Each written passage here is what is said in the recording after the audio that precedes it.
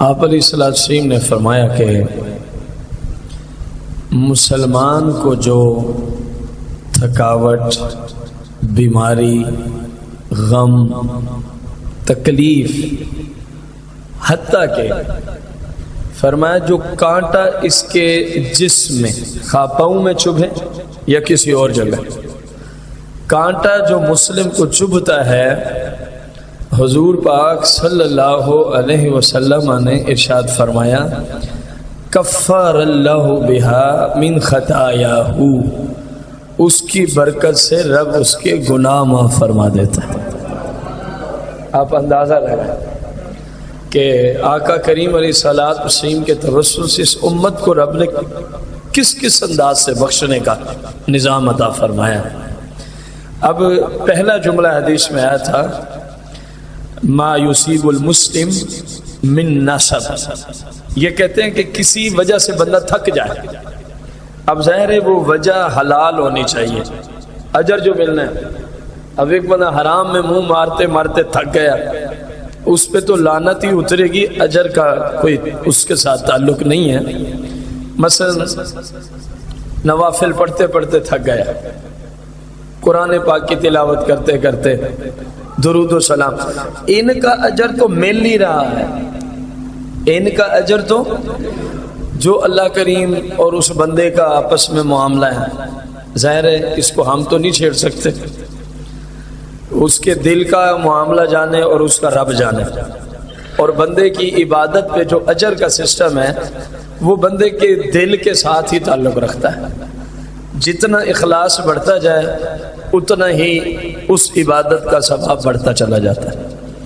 ایک ہی بندہ ہے 2 رکعت پڑھتا ہے، ایک بندہ 100 رکعت پڑھتا ہے، بسا اوقات 100 رکعت کا اتنا ثواب نہیں ہوتا جتنا رب 2 رکعت کا اجر عطا فرماتا۔ یہ تو بندے کا اور اس کے رب کا معاملہ ہے جس کو ہم کسی صورت بھی نہیں جان سکتے۔ کسی بھی جائز کام کی وجہ سے جو انسان کو کیا ہوتی ہے، تھکاوٹ ہوتی ہے، فقط تھکاوٹ، حضور علیہ السلام نے فرمایا رب اس کی برکت سے بھی تمہارے گناہ معاف فرماتا ہے۔ آپ اندازہ لگائیں۔ اور پھر آگے آپ علیہ السلام نے ارشاد فرمایا وَلَا وَسَب، وسب کسی بھی طرح کی بیماری پہ بولا جاتا ہے لفظ، سر میں درد ہوا، کان میں درد ہوا، پیٹ میں درد ہوا، بخار ہوا، کوئی بندے کو چھری لگ گئی، کوئی اور کام کر رہا تھا حلال جس کی وجہ سے کوئی اور چیز، کوئی آلہ لگ گیا، تو یہ ساری چیزیں اس کے اندر شامل ہیں۔ فرمایا یہ جو کچھ بھی اس طرح کا ہوتا ہے اس کی وجہ سے بھی میرا رب میری امت کے گناہ معاف فرماتا ہے۔ وَلَا هَمٍّ وَلَا حَزَنٍ، کوئی کسی طرح کی پریشانی آ جائے، کوئی کسی طرح کا غم آ جائے، لیکن ہو جائز پریشانی اور جائز غم کی بات ہے، ظاہر اجر ملنا ہے تو پھر جائز کام کی شرط لگانا ضروری ہے۔ تو اللہ کریم اپنے حبیب کے صدقے سے اس امت کی شان دیکھیں، اللہ کریم اس کی وجہ سے بھی بندے کے گناہ معاف فرما دیتا ہے۔ حضور علیہ السلام نے سمجھاتے ہوئے حد کی ہے، فرما حتی الشوکہ یشاکھا، فرما یہاں تک کہ شوکہ کہتے ہیں کسی یوں سمجھے کانٹا، سادہ لفظوں میں جو چیز نوک رکھتی ہے اور بندے کو تکلیف دینے کی صلاحیت رکھتی ہے۔ اب فرمایا حتیٰ کہ کانٹا بھی کسی مسلم کو اگر لگ جاتا ہے، شرط کیا ہوگی؟ شروع سے آپ پڑھتے آ رہے ہیں کہ ہر حال میں صبر، ہر حال میں صبر سے کام لے بندہ۔ اگر کانٹا بھی چبھا ہے تو رب اس سے بھی اس بندے کے گناہ معاف فرماتا ہے۔ اب آپ اندازہ لگائیں کہ ایسی عظیم شریعت کسی اور کو نصیب نہ ہوئی، اگر اس امت کو ملی ہے تو یہ مصطفیٰ کا صدقہ ہے۔ باقی ہمارے پلے کیا ہے آپ کے سامنے ہی ہے۔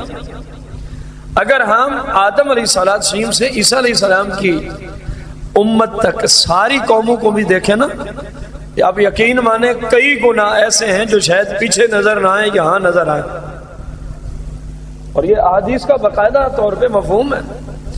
اتنے تک فرمایا کہ یہود و نصارہ نے جو کچھ کیا، یہ مفہوم حدیث، میں دیکھ رہا ہوں میری امت میں وہ سارا کچھ ہوگا، میری امت میں وہ سارا کچھ، بعض روایت میں ہے کہ ان سے بھی بڑھ جائیں گے۔ اب اگر کردار دیکھیں تو یہ ہے، یہ جو فیض ہیں یہ سرکار علیہ السلام کے وسیلے سے ہی پہنچ رہا ہے، باقی ہماری جو حالت ہے وہ ہر ایک کو پتہ ہے، وہ ہر ایک کو، بندہ اگر اکیلا بیٹھ جائے اور اس کو سمجھ ہو کہ اللہ جل جلالہ کی ذات کے بارے میں جتنی معرفت ہمارے جیسا ایک عام انسان رکھ سکتا ہے، اتنی معرفت ہو، اللہ کے حبیب علیہ السلام کی بھی اس کو اتنی معرفت ہو، اکیلا بیٹھ کے پھر اپنے کردار پہ غور کرے تو میرا خیال ہے وہیں سے اٹھ بھی نہیں سکے گا کہ ان کا کتنا کرم ہے اور میں کیا کر رہا ہوں، اور میں کیا، ہماری تو یہ حالت ہے۔ اللہ کرے کہ ہمارا کردار بھی مصطفیٰ کے مبارک صاف ستھرے سیرت کے مطابق ہو جائے، اللہ کرے۔